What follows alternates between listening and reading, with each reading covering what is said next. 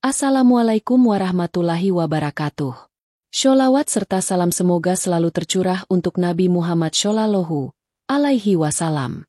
Sahabat semua, pernahkah kalian mendengar sebuah tempat ibadah yang selamat dari bencana hebat? Bayangkan di tengah kobaran api yang melahap segalanya, ada satu bangunan yang tetap berdiri kokoh, tak tersentuh sedikit pun. Ini bukan kisah fiksi, tapi kejadian nyata yang mengguncang dunia.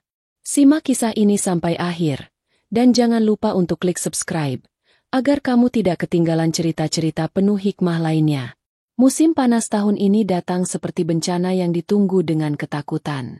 Di wilayah pegunungan Yerusalem Barat, suhu melonjak hingga lebih dari 45 derajat Celcius. Tanah mengering, pepohonan meranggas, angin panas bertiup kering dan ganas.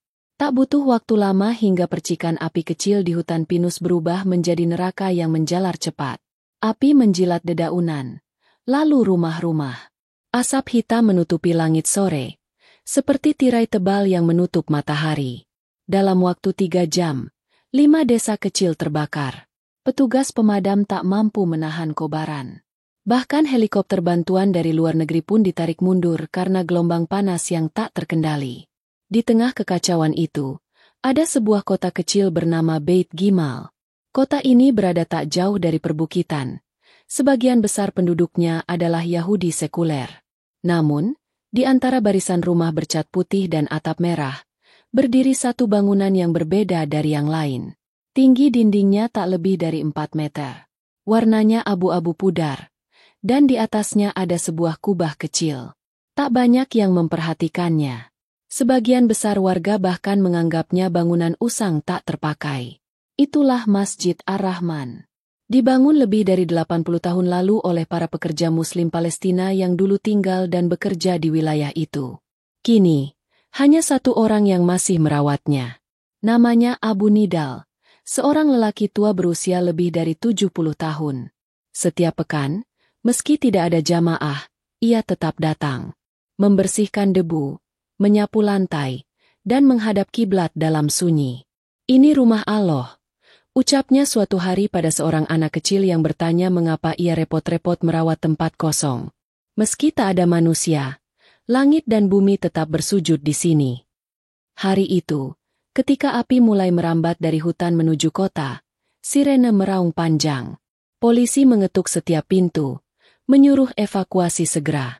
Asap mulai menutupi jalanan, dan angin membawa abu panas ke setiap sudut kota. Abu Nidal berdiri di halaman masjid.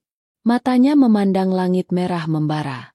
Tangannya menggenggam sapu, lalu berdoa lirih. Ya Allah, Engkaulah sebaik-baik pelindung. Jika Engkau ingin rumah MU tetap berdiri, maka Engkau cukup mengatakan, jadi, maka jadilah. Orang-orang berlarian. Anak-anak menangis. Bahkan petugas pun mulai panik, karena api semakin dekat. Tapi Abu Nidal, ia justru membuka pintu masjid, masuk, lalu menutupnya kembali. Ia mengambil wudhu dengan air terakhir yang ia bawa dalam botol kecil. Dan dalam sujud panjang, ia menyerahkan semuanya kepada Sang Pemilik hidup dan mati. Sementara itu, dari kejauhan, gelombang api mulai menelan pepohonan. Rumah-rumah di barisan terdepan mulai terbakar satu persatu. Tercium bau hangus dari arah pasar. Kabel-kabel listrik berjatuhan seperti ular menyala. Dan Masjid Ar-Rahman, rumah kecil Allah itu, kini berada tepat di jalur utama api yang menjalar. Masjid Ar-Rahman berdiri di jalan sempit, diapit bangunan-bangunan baru yang terus bertambah tiap tahunnya. Kota kecil Beit Gimal telah berkembang pesat, berubah dari desa kecil menjadi lingkungan elit kelas menengah ke atas. Namun, masjid tua itu tetap seperti dulu. Retak-retak di dindingnya belum pernah diperbaiki. Catnya mulai mengelupas. Kubah kecilnya kadang dipenuhi kotoran burung. Bagi kebanyakan warga Yahudi sekuler yang tinggal di sana, masjid itu hanyalah peninggalan masa lalu. Bahkan sebagian dari mereka menganggapnya gangguan visual. Beberapa anak muda iseng mencoret dinding masjid dengan cat semprot. Tulisan-tulisan seperti, "Pergi dari tanah kami," atau "Rumah Iblis," kerap muncul di pagi hari. Tapi entah bagaimana, tiap kali ada coretan itu, pagi berikutnya selalu bersih kembali. Semua orang tahu, itu pasti ulah si lelaki tua berjanggut putih, Abu Nidal. Abu Nidal datang setiap hari, meski kadang harus menghindari lemparan batu atau teriakan penghinaan. Ia tak pernah membalas. Ia hanya membawa air dan sapu kecil, membersihkan setiap kotoran, dan duduk di bawah pohon zaitun di depan masjid sambil membaca mushaf kecil yang lusuh. Tak ada yang tahu di mana ia tinggal. Tak ada pula yang tahu siapa yang memberinya makan. Tapi ia selalu datang, tepat waktu, dan selalu berkata kepada setiap orang yang sempat bertanya, "Ini bukan bangunan kosong. Ini rumah Allah. Aku hanya menjaga apa yang bukan milikku."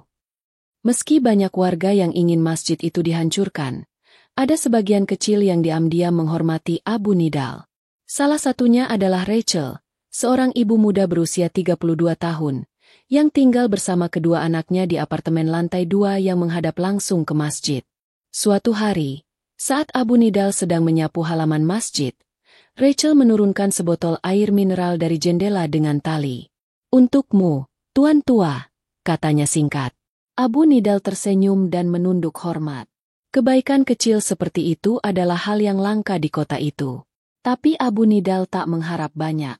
Baginya, selama masjid itu masih berdiri dan bersih, itu sudah cukup. Satu-satunya ruangan yang masih utuh dan terawat di dalam masjid adalah ruang solat. Abu Nidal menjaga kiblatnya tetap bersih.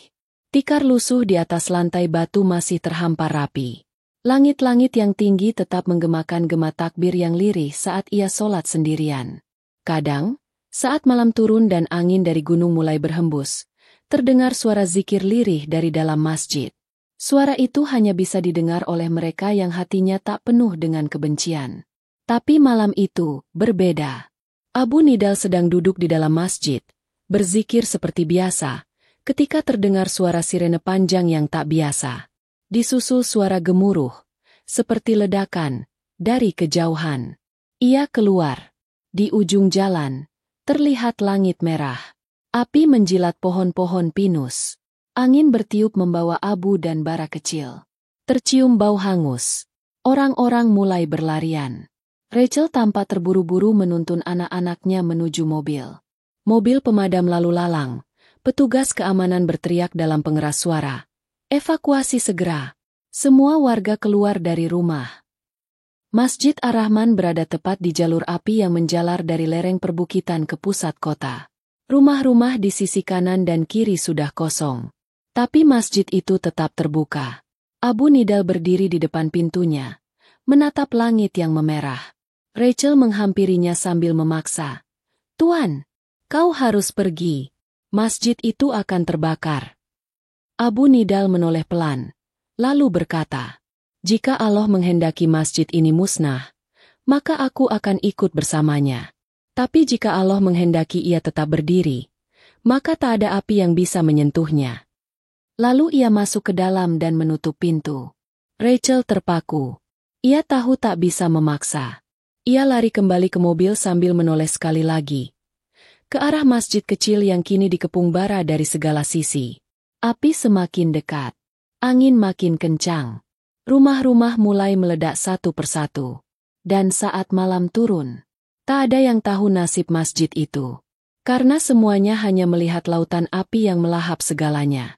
Malam itu, langit di atas Beit Gimal berubah menjadi tungku raksasa. Angin dari gurun selatan membawa bara panas seperti nyawa yang ingin mencabut segalanya. Api merambat dari bukit ke perumahan. Asap menyesakkan, dan jeritan terdengar di mana-mana. Suara sirene bersahutan.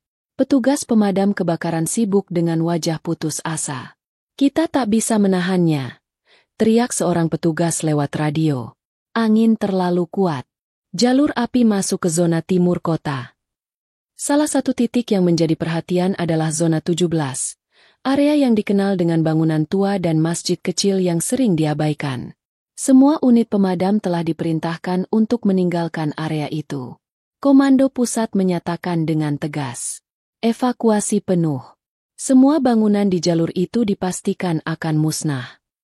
Warga kota yang telah dievakuasi kini berkumpul di dataran tinggi. Mereka menyaksikan lautan api dari kejauhan seperti menonton kiamat kecil. Kota mereka, rumah mereka, menjadi siluet hitam yang siap ditelan bara. Rachel memeluk anak-anaknya erat-erat sambil menatap ke arah timur. "Kau yakin masjid itu ada di jalur api?" tanya seorang tetangga. "Iya. Abu Nidal masih di dalam," jawab Rachel lirih. Seseorang menimpali. "Masjid itu bangunan tua, rapuh. Sekali tersentuh api, habis tak bersisa." Tak ada yang membantah. Bahkan mereka yang dulunya memusuhi masjid itu pun merasa hening, menyadari bahwa apa yang akan terbakar adalah bagian dari sejarah, meski tak mereka akui. Beberapa orang bahkan mulai merekam lewat ponsel mereka, berharap menangkap momen saat kobaran menelan masjid yang tak punya kekuatan apapun untuk bertahan. Dan saat jarum malam menunjukkan pukul 2 dini hari, terlihat dari kejauhan, nyala api mulai menyelimuti kawasan zona 17. Rumah-rumah di sisi kanan mulai terbakar satu persatu. Ledakan kecil terdengar. Asap membumbung tinggi. Beberapa pohon tumbang dengan suara gemeretak yang memilukan. "Aku yakin masjid itu sudah hangus," bisik seorang pria paruh baya. Tapi Rachel masih menatap. Matanya tidak berkedip. Di dalam masjid, Abu Nidal sujud dengan tenang. Ia tidak tahu bagaimana rupa kobaran di luar. Tapi ia tahu bahwa dunia sedang mengamuk. Doanya lirih, tapi penuh keyakinan. "Ya Allah, tidak ada daya dan upaya selain dari MU. Jika tempat ini memang Engkau jaga, maka perintahkanlah api itu berhenti di pintu MU. Aku tidak ingin menjadi pahlawan. Aku hanya ingin menjadi saksi bahwa Engkau maha berkehendak." Tiba-tiba, dari celah kecil jendela kayu tua, masuk cahaya oranye menyala. Udara panas mulai merembes ke dalam ruang solat. Dinding gemetar oleh suara ledakan di luar. Batu-batu kecil mulai jatuh dari langit-langit. Abu Nidal berdiri dan memandangi mihrab. Ia tersenyum. "Bismillah," bisiknya. Ia kemudian duduk kembali, tenang. Bahkan tidak bergeming saat atap rumah sebelah runtuh dan langit memerah oleh api. Pagi mulai menjelang. Cahaya kuning keemasan dari matahari menyusup di balik kabut asap yang belum reda. Petugas penyelamat mulai masuk ke kota dengan pakaian tahan panas. Mereka menelusuri jalur-jalur api yang sudah padam, menghitung kerugian. Dari udara, melalui drone pemantau, terlihat kawasan zona 17 seperti lautan arang. Puluhan rumah rata dengan tanah. Hanya puing-puing hitam yang tersisa. Namun, salah satu operator drone tiba-tiba berteriak, "Tunggu!" Zoom in ke titik itu. Di tengah-tengah puing, layar menampilkan sesuatu yang membuat semua petugas terpaku. Di tengah reruntuhan, berdiri satu bangunan yang tidak terbakar sama sekali. Bahkan warnanya masih utuh. Kubah kecilnya masih bulat sempurna. Pintu kayunya tetap tertutup. Tidak ada jejak api. Masjid Ar-Rahman selamat. Para petugas yang datang ke lokasi itu tidak percaya. Tanah di sekeliling masjid hangus. Bahkan dinding pagar sebagian rumah di belakangnya habis. Tapi bangunan kecil itu seperti terbungkus sesuatu yang tak terlihat. Tidak ada bekas terbakar. Tidak ada kerusakan. Bahkan debu pun nyaris tak menempel di kubahnya. Rachel menutup mulutnya sambil menangis. "Itu mustahil," ucap salah seorang warga Yahudi dengan mata terbelalak. Namun semua kamera kini mengarah ke masjid kecil itu. Dan dalam keheningan pagi yang aneh, semua sadar bahwa ada kekuatan lain yang bekerja malam itu. Dan saat petugas membuka pintu masjid, Abu Nidal duduk di dalamnya. Masih utuh. Masih hidup. Masih dalam zikirnya. Ia membuka mata, lalu tersenyum. Allahu Akbar. Rumahnya tidak akan pernah musnah, jika dia sendiri yang menjaganya. Dalam hitungan jam setelah pagi itu, foto udara Masjid Ar-Rahman menyebar ke seluruh dunia. Tampak jelas dari ketinggian. Kawasan zona 17 hancur total, bagai tanah arang. Tapi di tengah lingkaran api yang telah padam, berdiri sebuah masjid kecil. Tidak hangus, bahkan tidak menghitam. Seolah api sengaja melewatinya. Media sosial meledak. Tagar Masjid Ajaib dan Keajaiban Israel menjadi trending topik global. Akun-akun berita dari Al Jazeera, BBC, bahkan CNN menampilkan headline. Satu bangunan selamat dari kebakaran hebat di Israel. Masjid tua tidak terbakar sama sekali. Video Abu Nidal sedang duduk tenang dalam masjid. Diapit reruntuhan bangunan sekitar, menjadi viral. Banyak yang terdiam. Tak sedikit pula yang terbuka hatinya. Beberapa ilmuwan mencoba memberikan penjelasan ilmiah. Salah satu profesor dari Tel Aviv University mengatakan dalam wawancaranya, mungkin arah angin berubah tiba-tiba. Atau material bangunan masjid memiliki ketahanan panas yang tidak biasa. Tapi bahkan mereka tidak bisa menyangkal. Masjid itu terbuat dari batu tua biasa. Tidak ada bahan tahan api. Tidak ada sistem perlindungan. Tidak ada keajaiban teknis. Dan satu-satunya orang yang paling tenang dalam hiruk-pikuk berita ini adalah Abu Nidal sendiri. Ia diwawancara oleh puluhan wartawan. Tapi jawabannya selalu sama. Saya tidak heran. Saya sudah bilang dari dulu, rumah Allah tidak akan disentuh, jika Allah tidak mengizinkannya. Ini bukan tentang masjid. Ini tentang siapa pemiliknya. Di belahan dunia lain, umat Islam di berbagai negara melakukan sujud syukur berjamaah. Dari Indonesia, Pakistan, Mesir, hingga Maroko, semua membicarakan keajaiban ini dalam khutbah Jumat. Para ulama menjadikannya contoh nyata tentang keimanan dan penjagaan Allah atas rumahnya. Di media sosial, ratusan orang dari latar belakang berbeda menulis komentar. Saya bukan Muslim, tapi ini membuat saya merinding. Apakah ini waktu bagi kita menyadari siapa pemilik sejati bumi ini? Saya ingin tahu lebih dalam tentang Islam. Sementara itu, di Beit Gimal sendiri, terjadi perubahan kecil namun nyata. Masjid Ar-Rahman yang selama ini dicemooh, kini justru dijaga oleh beberapa warga. Rachel, ibu muda yang dulu hanya menyapa lewat botol air mineral, kini datang setiap sore, membawa buah dan roti untuk Abu Nidal. Saya tidak bisa berpura-pura lagi, katanya pelan. Apa yang saya lihat itu bukan kebetulan. Beberapa pemuda Yahudi yang dulu suka mencoret-coret dinding masjid datang dan meminta maaf. Salah satu dari mereka menangis di halaman masjid. Kalau api sebesar itu tidak bisa menjatuhkan bangunan ini, berarti ini bukan bangunan biasa. Dan Abu Nidal? Ia tetap sama. Tetap menyapu halaman masjid dengan sapu tua. Tetap membaca mushaf lusuhnya. Dan tetap menjawab dengan tenang. Jangan kagumi bangunannya. Kagumilah pemiliknya. Namun, di balik semua kegembiraan, ada satu pihak yang tidak tenang. Pemerintah lokal dan otoritas keamanan mulai mempertanyakan apakah peristiwa ini akan membangkitkan semangat keagamaan yang mengganggu ketertiban kota. Mereka mulai mengamati aktivitas masjid dengan lebih ketat. Bahkan beredar isu bahwa akan ada upaya penutupan masjid secara administratif. Apakah benar rumah Allah itu akan kembali diganggu? Apakah mereka berani mencoba menyentuh apa yang sebelumnya tidak tersentuh? Masjid Ar-Rahman yang tadinya sepi dan tak pernah dipedulikan, kini menjadi magnet bagi jiwa-jiwa yang haus kebenaran. Setiap hari, orang-orang dari berbagai latar belakang datang, bukan untuk berfoto atau sekadar melihat keajaiban, tapi untuk mencari jawaban atas pertanyaan yang selama ini mereka sembunyikan. Kenapa hanya masjid ini yang tidak terbakar? Apa yang membuatnya dilindungi? Siapa sebenarnya Allah yang disembah Abu Nidal? Hari-hari berlalu, namun kehadiran para pengunjung tak pernah surut. Tak sedikit yang datang dengan skeptis, namun pulang dengan hati yang berubah. Rachel, ibu muda Yahudi yang dulu sekadar lewat, kini datang hampir setiap hari. Ia duduk di tangga masjid, mendengarkan Abu Nidal berbicara tentang cinta Allah, tentang kesabaran, tentang hikmah di balik musibah. Ia mendengarkan seperti anak kecil yang baru pertama kali mengenal dunia. Suatu sore, Rachel bertanya, Abu Nidal, kenapa Allah menyelamatkan tempat ini, padahal kami yang tinggal di sekitarnya selalu memusuhi?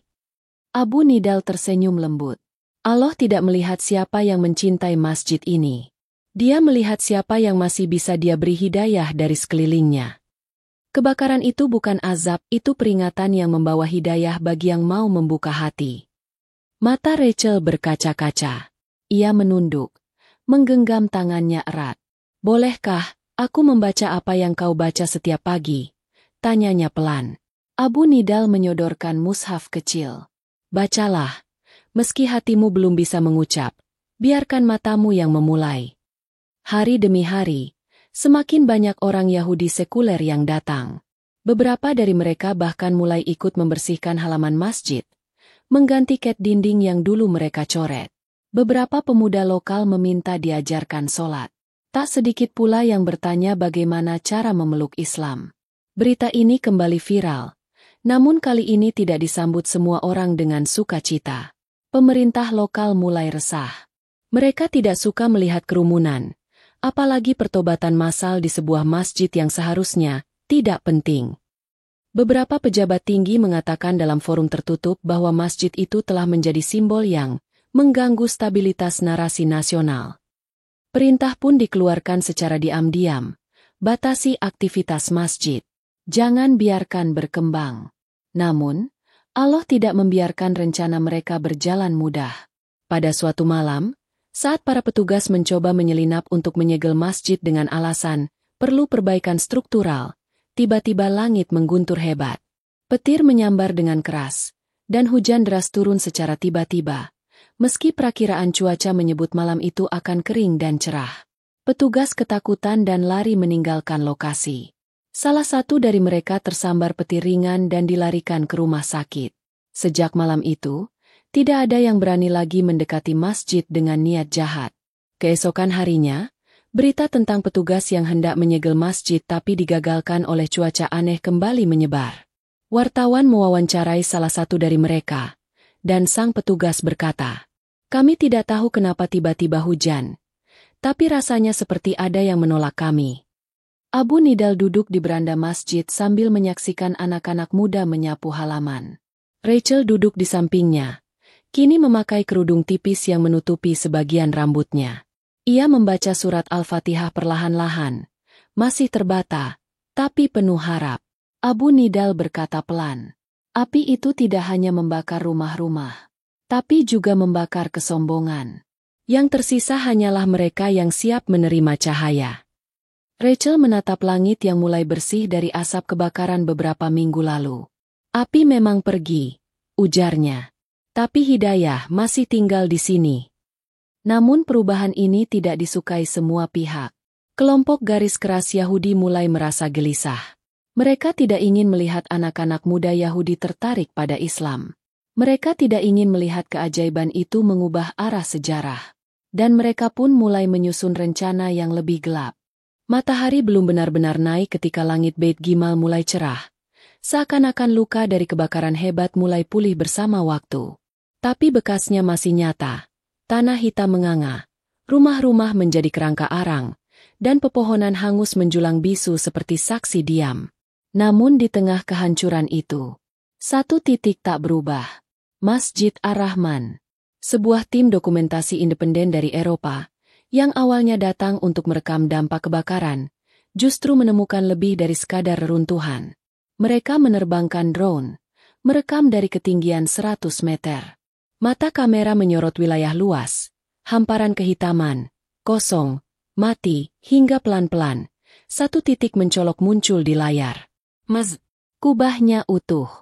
Dindingnya bersih. Atapnya tidak terbakar. Bahkan bendera kecil bertuliskan El Ilaha Illallah di ujung menara masih berkibar. Tapi yang membuat semua terdiam adalah kiblatnya. Drone itu melayang lebih tinggi, memperlihatkan arah kiblat dari langit. Tim produksi mengecek ulang dengan teknologi pemetaan. Arah masjid ini, yang dibangun sejak puluhan tahun lalu, masih lurus sempurna menghadap Ka'bah di Makkah. Tidak bergeser, tidak miring, tidak hancur, tidak tersentuh. Dari layar monitor mereka, tampak bagai lukisan dari langit. Padang hitam hangus, dan di tengahnya, sebuah rumah kecil yang bercahaya. Dan dari narasi video yang dirilis kemudian, terdengar suara lembut sang narator berkata, "Allah tidak butuh bukti untuk menunjukkan kuasanya. Tapi terkadang, manusia butuh kejadian luar biasa untuk kembali percaya." Video itu menyebar seperti cahaya di tengah kegelapan. Disiarkan ulang di lebih dari 70 negara, diterjemahkan ke dalam 14 bahasa, dan mendapatkan lebih dari 100 juta penonton hanya dalam waktu seminggu. Bahkan orang-orang yang tidak pernah percaya pada keajaiban pun mulai bertanya-tanya. Apa yang membuat masjid itu selamat? Siapa yang melindunginya? Banyak yang kembali membuka mushaf, kembali ke sajadah, kembali berdoa dengan air mata. Bukan karena takut pada api, tapi karena tersentuh oleh cahaya yang tetap menyala di tengah kobaran. Abu Nidal, yang tak pernah lepas dari sajadah di dalam masjid, hanya tersenyum ketika seorang wartawan bertanya padanya, "Apakah Anda tahu bahwa video masjid ini sudah disaksikan lebih dari 100 juta orang di dunia?" Abu Nidal menjawab singkat, "Saya lebih bahagia jika satu saja dari mereka berubah hatinya karena video itu, daripada 100 juta hanya sekadar menonton. Karena keajaiban bukan untuk ditonton, tapi untuk diambil pelajaran. Kita mungkin hidup di zaman penuh fitnah. Kita mungkin dikelilingi api ujian, api fitnah, api kehancuran. Tapi sebagaimana masjid itu berdiri kokoh dengan izin Allah, maka iman pun bisa tetap tegak jika Allah menghendakinya. Kini pertanyaannya bukan lagi, apakah Allah menunjukkan kuasanya? Tapi, maukah kita menjadi bagian dari orang-orang yang menyaksikan keajaiban dan mengambil pelajaran darinya? Jazakumullah khair telah mengikuti kisah ini sampai akhir. Jika kisah ini menyentuh hatimu, bantu sebarkan. Dan jangan lupa klik subscribe agar engkau tidak tertinggal kisah-kisah nyata penuh hikmah yang menggugah jiwa. Sampai jumpa di kisah berikutnya. Semoga Allah selalu menjaga kita dalam hidayahnya.